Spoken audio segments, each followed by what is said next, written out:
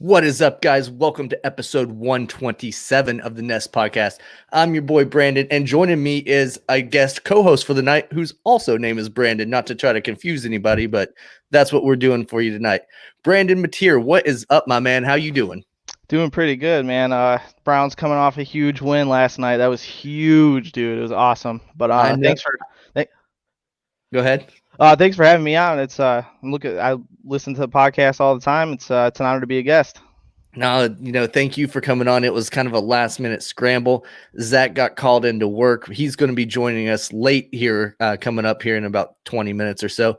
But I hit up Brandon and said, hey, man, you want to come on and talk some sports with me? And he jumped at the opportunity. So I appreciate you jumping on here as well. You talked about it. You're a Browns fan, so it's perfect for you to be on tonight in particular because the Browns, they shocked the world last night, dude. Dude, I didn't know what I was watching that first quarter. I was sitting there watching it with my girlfriend. She's like, "This is unbelievable." Like she couldn't believe it. Like it was crazy. No, like the first play from scrimmage, Brown's defensive touchdown. And then, throughout the course of the first half, the Browns just scored at will. It was like what, 35-10 at halftime. Yeah, something like I that. was blown away at how, high octane that offense was last night. But I wanted to bring you on a little bit and talk a little bit about what's happening tonight. I know you're a big college football fan as well. You aren't necessarily a fan of any of the teams that are in the national title game, but what do you think about the Bama and Ohio State matchup? So I think Ohio State is gonna keep it close. I don't think they're gonna end up pulling up the win, just because. I mean, how can you bet against Alabama right here? I mean, they've been there. They know they're there almost every year. I do think Ohio State's gonna show up. I think they're gonna play a tough, solid game. But at the end of the day, I think Alabama's gonna pull it off. Yeah, I do too. And like you said, it's hard to bet against them. They're a 9-point favorite going into this game right now, so it is hard to bet against them. They pretty much are the go-to team in college football. If you can beat them, then yeah, you deserve it. I was shocked last week that Ohio State was able to top Clemson, but it is what it is. Yeah, Justin Fields. They're talking about him at number one now. I mean, one game had that good of a game to talk about taking over the number one pick. You know what I'm saying? So if he has a shell of that game he had against Clemson, I think they'll surprise some people.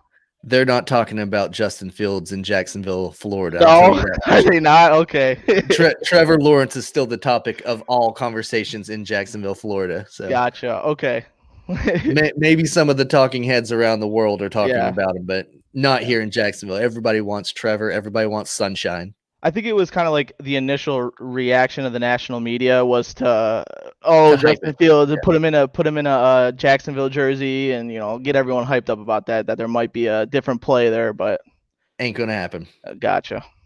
And that's going to be a great game. That's coming up right after we're done with the show tonight. So 8 o'clock Eastern time kickoff. So for those of you that are watching live, that'll be a perfect segue. Watch us talk about it instead of all the NCAA analysts and all that stuff. They get boring. We'll actually answer your questions in the comments and stuff like that. So it's a lot more fun to watch our show than it is theirs. But before we get into any of the Wildcard weekend coverage, there's been a lot of news and rumors floating around in the NFL this week. We talked about it a little bit before we went live, that the Cowboys just announced today, and I don't even think it's officially announced. It's still under the per sources type thing from the NFL insiders, that the Cowboys are hiring ex-Falcons coach Dan Quinn to be their defensive coordinator. What do you think about that? Yeah, you broke the news to me on that one, but to be honest, I think Dallas needs some new lifeblood. Like with Mike, they got Kellen Moore as offensive coordinator. He's new blood in the game. But dang, I don't know. I guess we'll see how it plays out. How he's gonna fit into that Dallas Cowboy culture. You know what I'm saying? Mm-hmm. I think it's kind of a weird move, if I'm being honest, because I agree. the Atlanta Falcons, for the years they've been known as a great offensive team. They've been scoring points at will, but their defense has always been real suspect. Their defense has given up more points than they've been able to score, especially this year, and not able to close the game. So you're going to take a guy who was the head coach, who I guess is a defensive-minded coach, but wasn't very good at his job, and bring him in to be the defensive coordinator of your team. It doesn't make a lot of sense. Right. Well, he had made it to the Super Bowl, but you saw what happened in the Super Bowl. But couldn't finish. Right. Can't finish defense.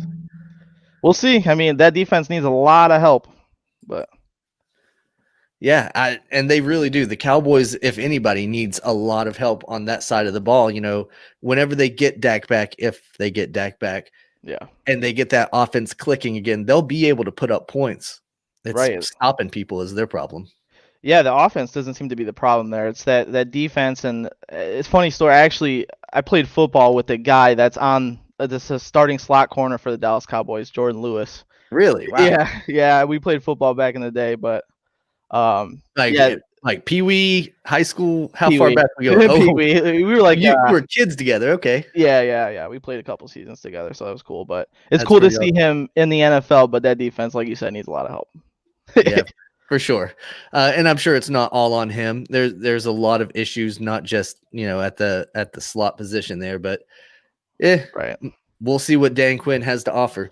And then, making its waves around the league, everybody's probably heard about it by now, but the Eagles announced today that Doug Peterson is no longer going to be the head coach there in Philadelphia. Do you think that means that there's potential that they're going to end up keeping Carson Wentz and bring in somebody else to try to keep him happy? Or is Carson Wentz still looking to be, on the outside looking in? So I think with Carson Wentz, I think his issue was with coaching, right? And they got rid of him. I think it depends what the new head coach comes in and does with him and Jalen Hurts. Because I personally think still Carson Wentz is a starting NFL quarterback that would have no problem finding a job somewhere else. But if they end up going with Jalen Hurts, if a new coach ends up going with Jalen Hurts, I could see him requesting a trade. I mean, why would you want to? And you could tell based off of his mannerisms, his interviews, what kind of he wants to start. He's a starting quarterback. He wants to start. He doesn't want to be a backup. So I think whatever the new coach comes in and does with them, that'll be a telling tale in regards to Carson Wentz. Yeah, that's a good point because he does want to be a starter. Everything about him suggests that he thinks that he should be a starter in the league, but I don't know if he's going to want to stick around and wait to get a new coach's decision. Right. If he's going to be moving, he wants to move now. You know what I'm saying? Mm-hmm. And Frank Reich down in Indianapolis was the coach that kind of coached him in that 2017 season whenever he had that MVP type performance. And they might be looking for a new quarterback if Phillip Rivers decides to hang him up. Yeah, who knows what'll happen with him and Big Ben. We'll see. Yeah, Big Ben possibly on his way out. Last night kind of looked like he was feeling the emotions of losing his last game and, going through the whole process of, is this really going to be the end for me? And it very well could be. He's kicked around that retirement rumor for years now. Right. Yeah. So, I mean, I definitely think the possibility of Carson Wentz being on the move is high. Definitely. Yeah, I do too. And, we talk about it almost every week, how high we are on Jalen Hurts. That kid to me is an absolute baller. Yeah. He's a winner in college. He won at Bama. He won at Oklahoma, and his first few appearances in the NFL, he looked pretty damn good. So I think that kid's got superstar written all over him, and I wouldn't want to sit him behind Carson Wentz for another season. I think the only thing that scares me about Jalen Hurts is that teams tend to rally around a new quarterback, right? They tend to, a new quarterback comes in, they play harder for him. At least what I see, they come in and they play for him. And that last game when he got benched, I'm sure he got benched because whatever, Doug Peterson wanted whatever, but he wasn't having a great game to start off with in that game. But I think I hope for the kid that it wasn't just a rally around him. I think he's talented enough. He just gotta get a new coach in there that doesn't bench him for whoever his name is. Well, and I mean that last game was against the Washington football team, and that defense is stout. I mean, they gave Tom Brady fits for a good majority of that game as well. So I think if Washington can get an offense that's somewhat has a shell, they're going to be that defense is elite in my opinion. That especially that front four. Oh yeah, with number 99 getting hungry off the coming down the middle. Yeah. Yeah, they're dangerous. But we talked about Carson Wentz potentially requesting a trade, wanting to get out of Philly. There's another superstar around the league that's rumored to want out of his home, and of course I'm talking about Deshaun Watson. The Houston Texans superstar quarterback has not been the happiest with the way things are going.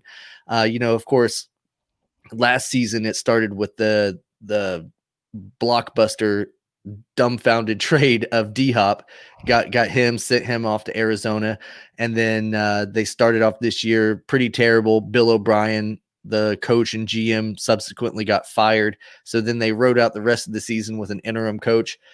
Apparently, in the massive contract that Deshaun signed, the $156 million contract, it was stated somewhere in there that he would have a say-so in a lot of the organizational decisions.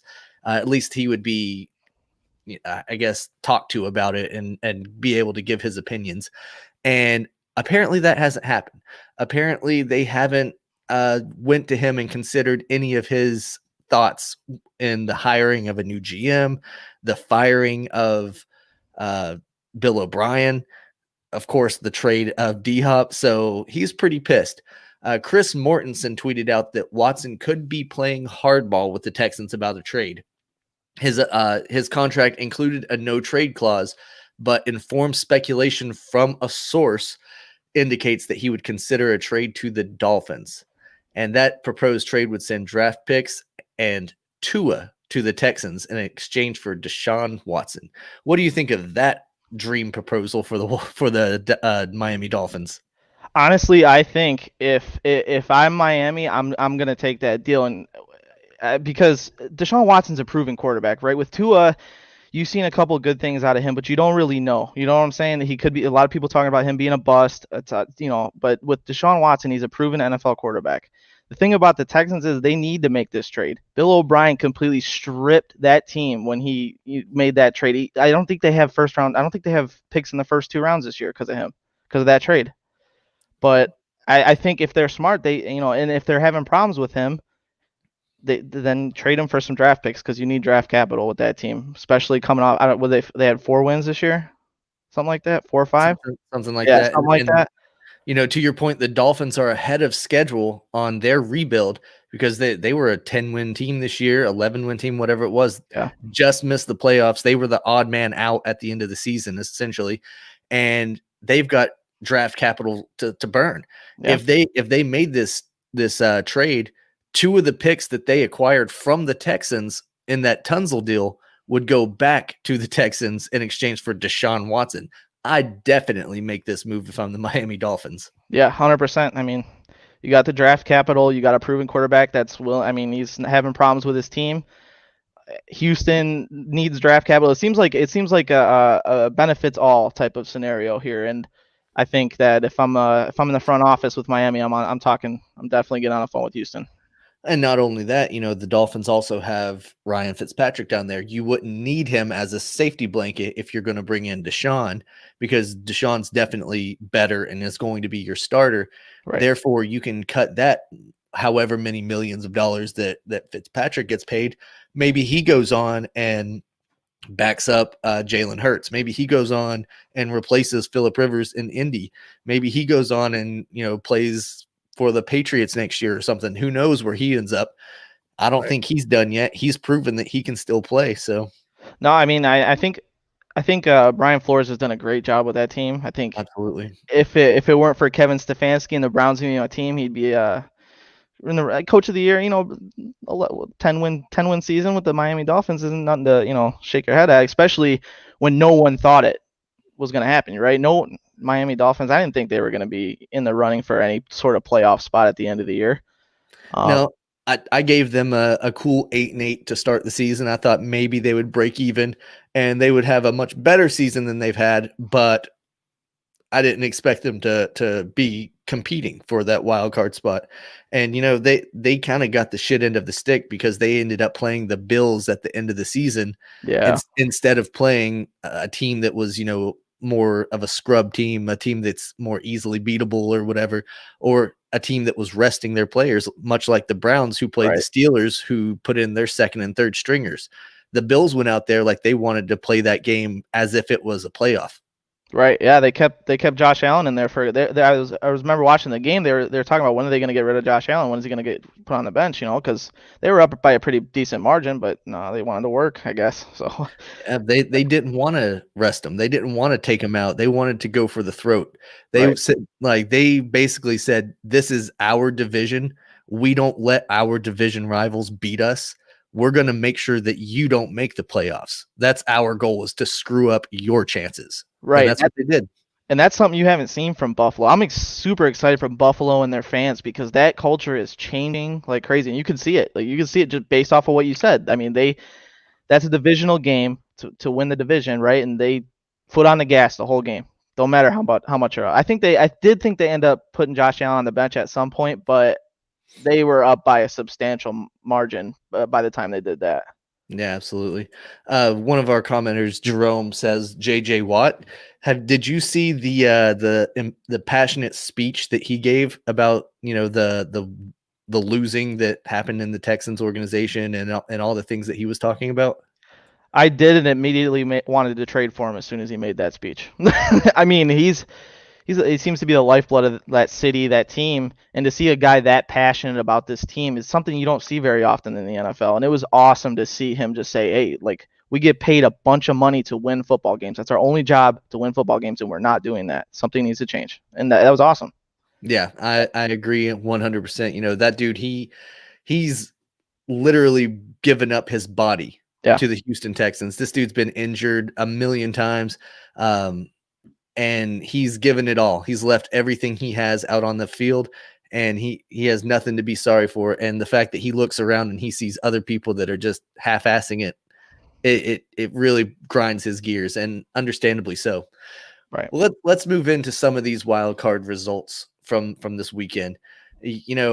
Saturday kicked off with the Bills and the Colts game, and I kind of thought that this game was going to be a blowout with the way that the Bills have been playing lately. They kicked the crap out of the Patriots in week 16. They kicked the crap out of the Dolphins in week 17. They were on a roll. The Colts have been battling hard all season long. I kind of felt like they were going to be a little bit tired, a little bit worn out, and just kind of sputter out at the end. But this ended up being one of the better games of the entire weekend. And, the Bills hung on to win 27-24. But wow, what a crazy game that was.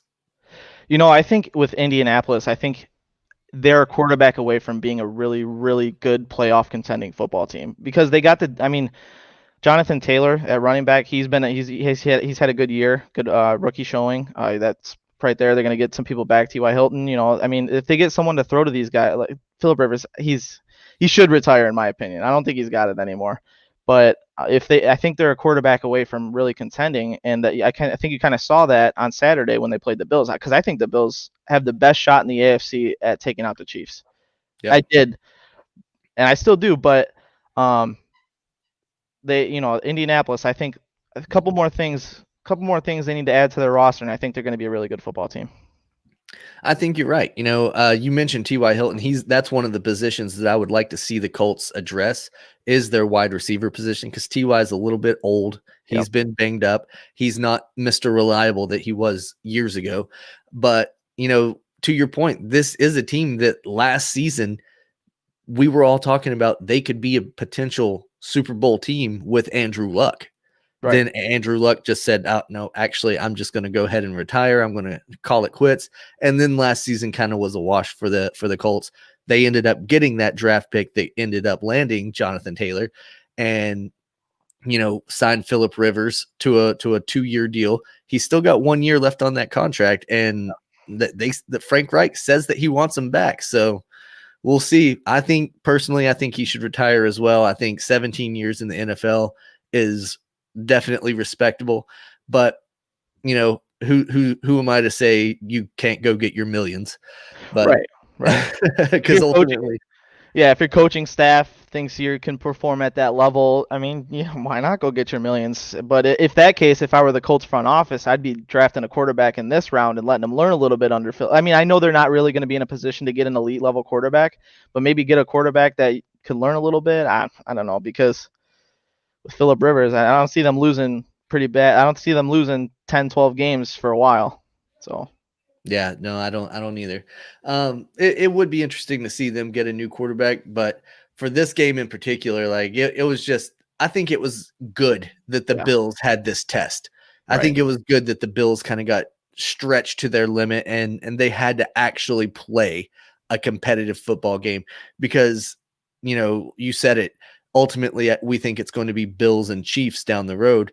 And the Chiefs, they're not going to be a cakewalk. They're not going to be a No. pushover team. You're going to have to actually play a good, 60 minutes of football against them. And, or what is it, 48? No, it is 60. It's Yeah, 15-minute 16. quarters. Yep. Uh, But I agree. I think that wild card game kind of open their eyes a little bit, right? Like this is the NFL playoffs. We're here. Like, and we got we got to get through the most likely the Chiefs to get to the where we want to go, right? So we got to be playing some good football. And I think not that the Colts are a bad team, but I think that maybe they, you know, felt the pressure of the playoffs at that moment. You know what I'm saying? Yeah, no, absolutely. I think they did feel it, but they ultimately need to get some things figured out, and I think this game afforded them opportunity to figure out some stuff. Josh Allen led the Bills with rushing with 54 yards. That's not going to get it done. Nope. Singletary needs to get going. Josh Allen can rush the ball, but he doesn't need to be your leading rusher. He needs to utilize those running backs. It's cold out. Cold weather games is when your running backs are supposed to shine. Mm-hmm. These are the games where if you can rely on that running back, you're set. Especially if you get up in a game and you can just run the ball consistently, run out the clock. That's how you win games in January and into February. And that's something that the Bills don't really have going for them this year at all. Is Singletary hasn't been that dominant back. So that's something I would like to see the Bills address going forward in these playoffs and even into next year, is how they're going to get that run attack going, because some of these teams that are in the playoffs that we'll be talking about have dominant rushing attacks. Right. Well, yeah, and like with Josh Allen, he's mobile. We all know he's mobile. He can run, but you don't necessarily want to use your quarterback to get your rushing yards to lead your team, right? But you got to protect them. You No, gotta get the absolutely. running game going, and the running game going will open up the play action and everything for him. You'll be able to use that mobility in play actions and stuff. That's where you want Absolutely. it. Now, a team that did have the running game going for them on Saturday was the Rams. The Rams running back Cam Akers carried the ball for 131 yards on 28 carries and a touchdown. He also caught a couple passes as well in the game. So that's a running back that was utilized and was able to shoulder a lot of the game. And ultimately, the Rams were able to upset the Seahawks. Yeah, I didn't actually get a chance to watch this game, but I was just looking at the storylines. I know that their quarterback had, gone down, so Jared Goff had to come in with a broken thumb, just coming off of surgery. And to get a win on the road in Seattle against that team with a quarterback that has just came off of surgery, that's huge. That's good momentum for Sean McVay and his squad. That's Yeah, I mean that I think you hit the nail on the head with that. Sean McVay, he called a good game plan. He knew what his strengths and weaknesses were going into that game. And of course, the Rams and the Seahawks, they play each other as divisional opponents 2 times a year anyway. So you knew what you were going to get. The defense was able to contain the Seahawks rushing attack. They weren't able to really get going. DK Metcalf was eating them alive a little bit, but as soon as he switched over to be against Jalen Ramsey, Ramsey was able to pretty much shut him down. yeah. And then Aaron Donald is probably the best defensive player on the planet Earth. That That dude blows up almost every play. is crazy. I got a fun. So I was at a Browns versus Rams game a couple years ago, and the row in front of me, they all had Aaron Donald jerseys on. One of them looked game worn. It had the stains and everything. I asked him, I was like, "Hey man, is that a game worn jersey?" He looks at me, yeah, like I didn't know who he was. Turns out it was Aaron Donald's dad. Oh, Their no family kidding. sitting right in front of us. I asked, "Hey, is that game worn?" Yeah, my son's out there. Okay. Oh, wow. That's pretty awesome, though. Yeah, it was funny. It was cool. I hope you had good seats. Otherwise, shame on Aaron for not hooking them up. Oh no, they were pretty good. Yeah. Okay. Yeah. Yeah. But next week the Rams are going to have to travel to Green Bay to play against the Packers. Is that defense going to be able to slow down Aaron Rodgers and Aaron Jones and big number 17 Devontae Adams? I'm so excited to see Jalen Ramsey versus Devontae Adams. That's gonna be awesome. I was watching the last Packers game. I forget who they played. I don't even remember. But I think Devontae Adams. He had a few touchdowns, but just the way they connect, Aaron Rodgers and Devontae Adams, they're a force, man. And it's gonna Jalen Ramsey, I think, is gonna lock him down. I think he might have a low performing game, but Aaron Rodgers is so good, he's gonna find his other guys, and I think that him being locked down is just gonna open up other options for them. I think the Packers are gonna be able to take this one. Yeah, Yeah. I think they will too. At some point this season, Aaron Rodgers and Devontae Adams had like 8, 9, 10 games in a row with a touchdown connection, and then like they lost it. I had Adams on my fantasy squad this year, so I was racking up points every Yeah. week, and I was loving the connections. I was loving everything. So I rode that dude all the way to a championship this year, so I was pretty stoked on it. Nice. And I think that ultimately the Packers are going to be able to ride Aaron Rodgers and Devontae Adams all the way to an NFC championship as well. Yeah, I think they're going to be tough to beat. I mean, even though we'll sure we'll talk about it, but the Saints they look good against the Bears, but the Packers, I don't know, they're going to be tough to beat. Jerome's a Packers fan, and he's saying a franchise record connection. Yeah, Yeah. they and what's funny is Adams caught Rodgers' 200th career touchdown pass in his rookie season, and then this season he caught his 400th career touchdown pass. So that's a couple guys that have been around each other for a long time, and they've set some pretty impressive milestones together. Yeah, I saw on that milestone on the most recent one, they one of them was mic'd up, either Devontae Adams or Aaron Rodgers, but it was like, make sure you keep that one. The other one you did, because I guess they got rid of the other ball or something. Make sure you keep that ball. Like the other one you didn't get to keep, but make sure you keep that one. So. Nah, that's cool. Yeah. But yeah, we talking about the NFC, and one of the other contenders that people are looking at in the NFC has got to be the Buccaneers right now. Yeah. The Buccaneers, they defeated the Washington football team. They actually had to travel to the Washington football team to play there in Washington, D.C. The game took a big blow, in my opinion, whenever it was announced that Alex Smith wasn't going to be able to play. Yeah. I think that took a lot of the wind out of the sails of the football team, and they didn't really seem to go out there and have that it factor. For what it's worth, Taylor Hinkie, whatever his last name was, his name, yeah. He made the most of his opportunity, but it wasn't enough. And I think with Alex Smith out there, it may have been a little bit different, but it is what it is. Ultimately, Tom Brady did what Tom Brady does in the playoffs, and he wins games.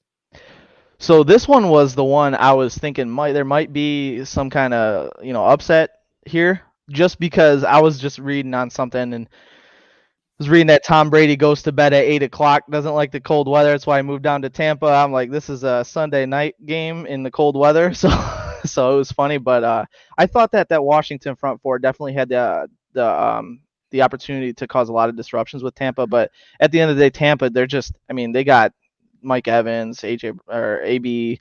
They got they got too much talent for that. Too much firepower for sure. Yeah. And you mentioned that front four, Chase Young, he might want to learn that he doesn't need to be calling out these people, because he wasn't able to get to Tom Brady like he thought that he would. Yeah, they shut him down. I don't know. He didn't have any sacks. Nothing, right? Yeah. Nothing at all. So it is what it is. But Tom Brady went out there and he did the damn thing. Yep. And you said that he doesn't like cold weather, and that's why he moved from New England. Actually, he does better in cold weather games historically than he has in warm weather games. Really?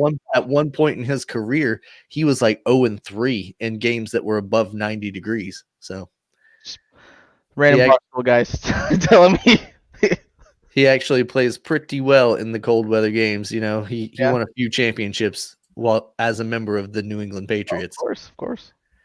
Zach, welcome to the show, man. You running around saving lives there in the city of St. Louis, so we appreciate your time and efforts there doing what you do. We've just been talking about the Wildcard weekend. We just wrapped up talking about the Saturday games. Do you have anything you want to add about any of those games? The Bills, Colts, Rams, Seahawks, and Buccaneers and Washington football team? The Colts really surprised me on that one. I did not expect them to do as well as they did. I kind of thought that the Bills would just run away with that game. Bills came out and looked pretty good. I mean, it was kind of crazy. Other than that, it all kind of lined up as we thought. Yeah. We talked about that too, that we thought the Bills would kind of blow out the Colts, but they kind of shocked some people, and they might have something going in the future if they can get a few key pieces there. Right. So let's move on into the Sunday games. One of the games that was definitely hyped going into it, and I think every game between these two teams going forward will be hyped just as much, and that's the Ravens and the Titans. Seems like we've got a new big-time rivalry in the NFL with these two teams. What do you guys think of that? Yeah, that was a crazy game too, because at the beginning of it, the Ravens, especially Lamar Jackson, just did not look in sync. He wasn't really throwing too well. He was second guessing his throws a lot and getting sacked. And then just something clicked and he really took off and he got that rushing touchdown, and it was game over ever since that point, pretty much. That rushing touchdown that you're talking about was a 48-yard rushing touchdown where he just blew past everybody that was coming near him. And he had that typical Lamar Jackson, there goes that man moment, and he was gone. What I thought was interesting about this game was the fact that the Ravens were pretty much able to shut down Derrick Henry. Lamar Jackson got more yards on that one rush than Derrick Henry got in the entire game. He finished the game with only 40 yards. Being able to shut that guy down is a huge feather in your cap. And I think with Baltimore, one of the things that I noticed because I see them a little bit more often, they're in our division, but when you can't let them get hot. They're a very emotionally driven football team, I think, because at the beginning it looked like Tennessee was sticking with them. You know what I'm saying? And then Lamar had that run, and then it was game over. So I do think the Ravens need to work on a little bit of the emotional side of things. Get started early. Get things going early instead of relying on something bad to happen to get your team going. Yeah, that's a good point. Yeah, for sure. It'll be interesting to see these guys playing again. We got commenters saying Ravens, baby. I guess we got some Ravens fans in the house. But this is going to be something that I'm excited to see these two teams match up again, because, last year it was the Titans that beat the Ravens in Baltimore on their, march as a Cinderella team in the playoffs. And then earlier this year, the Titans met the Ravens and stomped all over their logo in the middle of their field. And then the Ravens returned the favor, stomping all over the Titans logo in the middle of their field. So we've got some bad blood. They didn't shake hands at the end of the game. They didn't want anything to do with each other. So I'm all for it. Yeah. Let these guys play again next year. I don't know if they're scheduled to play again next year. If we have to wait till next playoffs, let's do everything we can to make sure that they're in the same seedings so that they can play each other once again, because I want to see it. Yeah, get them prime time too. I need it. I need it. Yeah, instead of putting the Cowboys and whoever else on Sunday Night Football, put that game on Sunday Night Football. Yeah, don't make it a Sunday at 1:00 game whenever you've got everybody else playing it and nobody really gets to see it. Make this the primetime game. Right. The Saints were able to topple the Bears. Brandon, you mentioned it a little bit ago that the Saints looked pretty good, but honestly, this game was kind of a snooze fest to me. Yeah. It was 7-3 at halftime. It really didn't get going until the second half, and I feel bad that this was the game that was chosen to be on Nickelodeon. The whole idea behind it being on Nickelodeon, I thought was pretty cool. Try to get young fans to watch the game by putting little cartoon characters and silly little graphics and things like that on there. My son is 4 years old, and he was watching the game with me for one of the first times in his life actually paying attention to a football game because SpongeBob was on there. But after it was just pretty much like 3-and-out punt, just no real scoring, that he didn't get to see the slime zone all the time and stuff like that. He lost interest. So after halftime, he really didn't care anymore. And I was dozing off anyway, because it was kind of a boring game to watch. I think if they would have put maybe that Ravens Titans game or that Colts Bills game on Nickelodeon instead, it would have been a little bit better. But what did you guys think about the Saints and the Bears? Go ahead. I agree that at the first half it was really, it was boring. And like you said, just to reiterate, it was a shame that the first half it was on Nickelodeon, because you want the kids to enjoy it and be involved, which I think they had a really nice setup for that. I mean, they had the slime zone in the end zone. Too bad we didn't see any more touchdowns, and at some point kids are going to lose interest. Yeah. But in regards to the game itself, I think the Bears defense had a chance to keep them in that game. That's what was my thinking that whole time. And then in the second half, they just kind of opened up on them. Well, they got tired. Yeah. The defense was on the field so much in the first half, they got worn down. And then the Saints were able to start spreading the play out, stretching the field a little bit, and they wore them out even more. And then that's whenever they were able to put a couple more points on the board later in the second half. But, for what it's worth, I don't think that the Saints are the best looking team in the NFC. I don't think they've been looking that great ever since Drew Brees came back off of his rib injury. Zach and I have talked about it for the past couple of weeks, how he hasn't really looked like, Drew Brees out there. Mm-hmm. And I don't think they're going to get past the Bucs next week. Yeah, I think it's going to be really tough for them to compete with that team, because obviously Tom Brady can just tear it up in the playoffs, especially. And Drew Brees is going to have one hell of a game to just keep up. But that's going to be one of those games where both offenses just light up the scoreboard, and it's basically whoever can score the most. I do not like their chances, even with all of the weapons that the Saints have. Like you said, Drew Brees is just not 100%. I mean, what did he break? Like 11 ribs or something? Yeah, something like that. Eight ribs and a punctured lung or whatever. Yeah. That takes months to heal. So it sucks. It sucks if that's going to be his last game against the Bucs, but it is what it is. Yeah. And then, the grand finale of the wild card weekend and the game that everybody was kind of, sleeping on, except for Browns fans and the Nest podcast, who is the official podcast of the Cleveland Browns. We have been since the 0-16 season. So we've been repping the Browns since way before anybody else, except for Browns fans. If you can run the ball in January, remember I said that earlier, Brandon, if you can run the ball in January, you win a lot of football games. And the Cleveland Browns were able to run the ball all over the Pittsburgh Steelers. And the Pittsburgh Steelers, we've said it time and time again, their rushing attack has been lackluster this season. They were not able to get it going in this game, and they ended up losing. Once again, the Pittsburgh Steelers are one and done in the playoffs. Yeah, that's a bad look.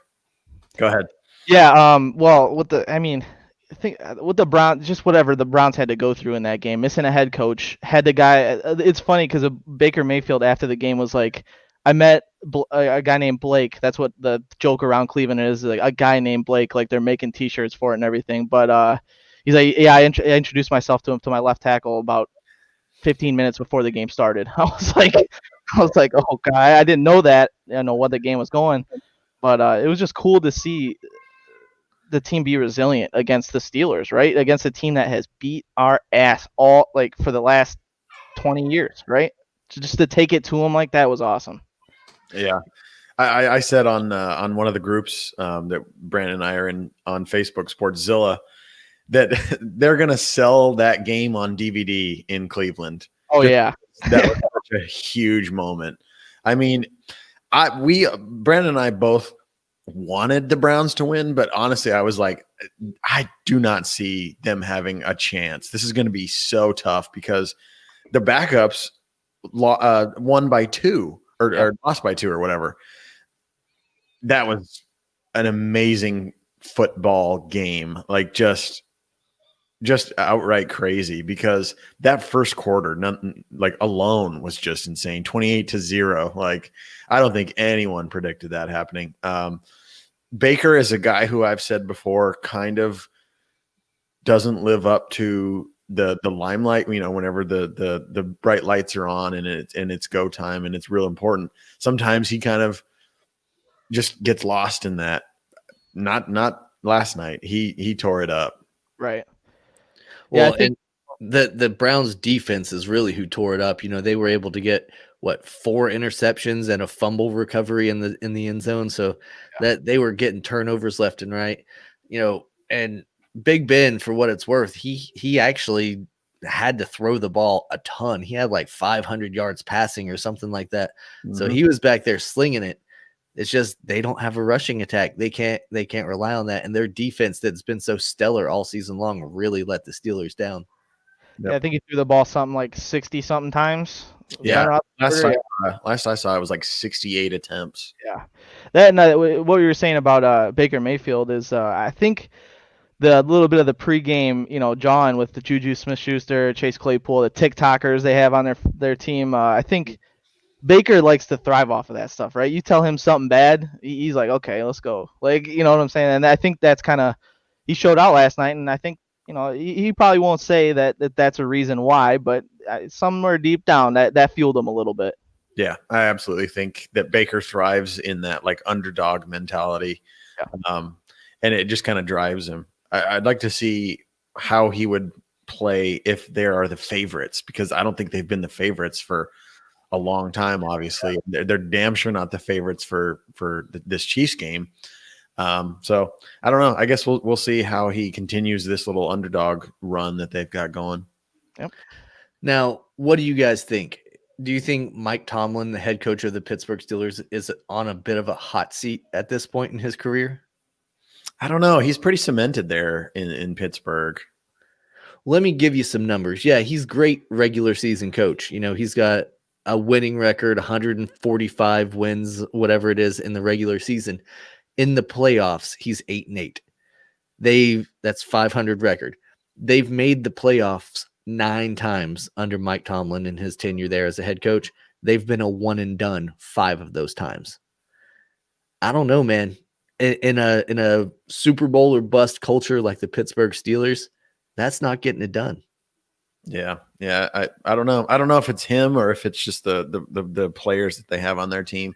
I think he's lost control of the locker room for the past few years. That's a good point. With AB, with Le'Veon Bell, with now the TikTok antics of Claypool and Juju and all that stuff going on. He has no control over any of his guys, and I could definitely see this being something that, if I'm the owner, you gotta start at the top, and it's the head coach that's got to go. That's a good point. Yeah, I think that is a good point. I think that's something that they have to take a look at in the offseason. Is it just Ben, or is it something bigger? Right. Well, it was definitely bigger for the Browns, who won their first playoff game since 1994. To put that into perspective, Baker Mayfield was born in 1995. Yeah, that's crazy. So he wasn't even alive the last time the Browns had won a playoff game. So, we talked a lot about some of these guys, but a lot of these future Hall of Famers might be ready to hang it up. They might be on the verge of retirement. Drew Brees, it's been announced and kicked around a little bit that he's likely to hang him up at the end of the season. Who else on this list do you think could have potentially played their last game? We talked a lot about Phillip Rivers before you came on, Zach, that he's got 1 year left on his contract, and the Colts coach, Frank Reich, wants him back for one more. But do you think that we possibly have seen the last of Phillip Rivers? Seeing as how good the Colts did in that game, I think it's pretty safe to say that Phillip Rivers will be back for next year. Next year is probably for sure his last year, but I think they're on the cusp of having something there. I mean, I did not think they would do that well against the Bills. I thought that would be just a cakewalk game for the Bills, and here they were doing it. I mean, T.Y. Hilton looked pretty good. They have this new running back that's not too bad. I don't know. I think he's going to give it one more shot. I do not think he's going to make a Super Bowl. I think he's just going to be one of those quarterbacks that's good, but just never makes it to the big show for whatever reason. I wouldn't be surprised if he goes for it another year. I think that if they were to get blown out in that game, we might be having a different conversation. But since they kept it so close and, he had a somewhat decent game, I think, they're going to definitely take a look at him next year. I think he'll end up coming back, but they need to do something about a quarterback within, because if they're going to, like you said, they're on the cusp of something good, you're going to need a quarterback. You're not going to be in a draft position to be able to take an elite level quarterback. So you're going to have to do something about the quarterback position there. Yep. Yeah, and I mean, if Deshaun Watson is serious about getting a trade, I would start looking that way. I mean, make some serious moves, because the Colts have been, just kind of mediocre ever since they got Andrew Luck. That never really worked for them. They could never really build around him. If they're serious about it, go out there and get somebody big and see what you can do. Yep. God, I hope Bill Belichick is on the phone with the Texans right now. It's honestly a shame that Bill O'Brien's not there anymore, because he would have traded Deshaun for like a 3-day-old bag of popcorn, a hubcap, and a dirty diaper or something. So, yeah. But now whatever team is going to end up with him is going to have to give a pretty big king's ransom. And we talked about it earlier that the trade proposal to the Dolphins makes a lot of sense for both teams, really. Yeah. What was that? Just basically a 1-for-1 swap for Tua? Well, Tua and draft picks. Oh, okay. For Deshaun, yeah. But okay, so moving on. We talked about him a little bit at the end of our weekend wrap up, but Big Ben, have we possibly seen the last of Ben Roethlisberger in a Steelers uniform and in an NFL uniform altogether? Dude's been around for 17 seasons. He's put together a pretty impressive resume. He was Rookie of the Year his rookie season. He's a Super Bowl champ, Super Bowl MVP. He's been to, I believe, 6 or 7 Pro Bowls, possibly a Hall of Fame candidate down the road. This guy, he's got another year left on his contract, but he really hasn't looked quite like the Big Ben of old lately. He's been kind of lackluster. I know he's frustrated with the locker room there in Pittsburgh. Is this a guy that could be hanging him up? Yeah, I would be absolutely shocked if Big Ben comes back. That was a tough loss. Unless they go out and get a stud running back, I don't see next season being any different. As far as I know, Juju is a free agent now too. Mm-hmm. So what are they going to pay him all that money to dance on the center of the field? I don't think so. I would be absolutely shocked if he comes back. I don't see what he has to play for at this point. Like we said, the Steelers are really not in Super Bowl contention. They're one and done in the playoffs. And like you said, the locker room is just weird now. He's the old man and kids are doing TikTok dances and stuff. That was a tough loss for him. And if you saw, he kind of shed some tears at the end of that game, sitting on the bench, just kind of taking it all in. I think that's what that was kind of about. I agree. And it's sad to see him go out like that just because of the career he's had. But I do think that was his last game in the NFL. Yep. Yeah. I agree. And, Zach, I thought of you instantly whenever the internet was kind of roasting Juju. As a frequent critic of Juju Smith-Schuster, what did you think about, all of the memes and all the stuff coming out talking about how he's just been a clown the last few weeks of this season? Yeah. I mean, what was that one game? Was it the Bengals? Or he danced on someone's center field and they just torched him? That was the Bengals, yeah. Yeah. Yeah. And, So go ahead. Sorry. Oh, so I was after we beat him yesterday. I was looking back at the TikToks just to see, because I was just trying to see what he was doing. He's danced on Tennessee's, Buffalo's, and Cincinnati's. So I was like, okay, 3 L's. 3 L. Yeah. I get it from like a social media, whatever, build your brand aspect, because that's what he's obviously doing. But I don't know. At some point, you gotta take this stuff a little bit more seriously, in my opinion. If you yourself want to be taken seriously as a wide receiver, number one, whatever. And I don't know. He's just one of those guys that's like, he's almost like a Chad Ochocinco. Like his personality is louder than his talent on the field. He's fine.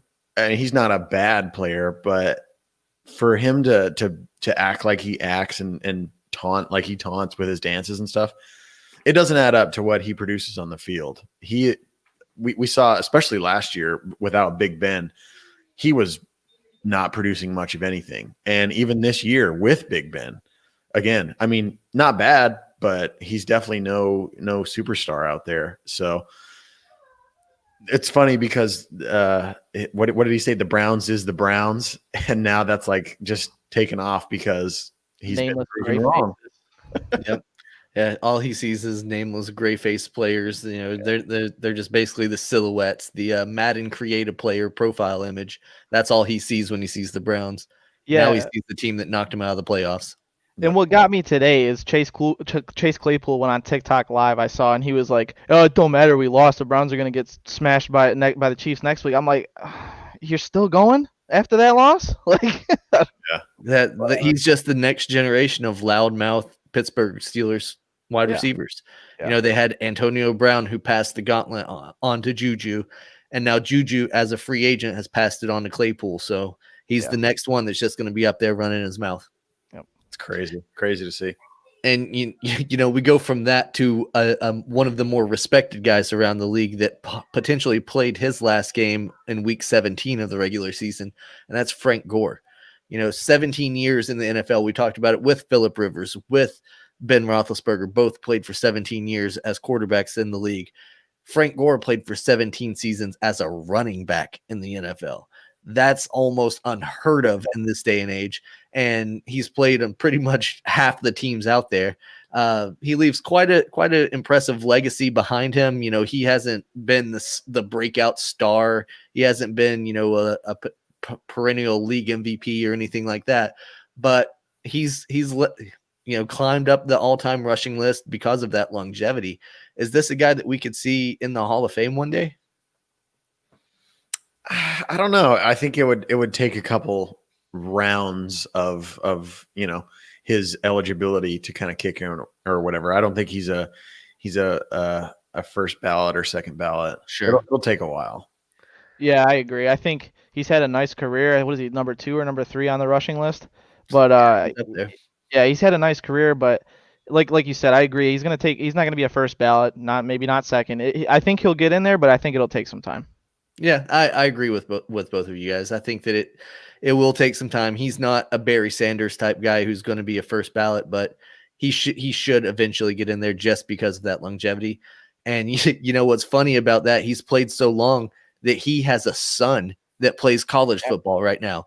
Yeah. And so maybe in a couple years we'll see another Frank Gore playing. I was gonna say, that's the only reason he might come back to play with his kid. I don't know. That would be insane. That would be wild for father and son to share a backfield. I would love to pick his brain on how he was able to stay healthy through all that. I mean, I'm sure he's had injuries here and there, but that's what always, kills running backs is they get hit every damn play and your body just can't handle it after a while. Cocaine and duct tape.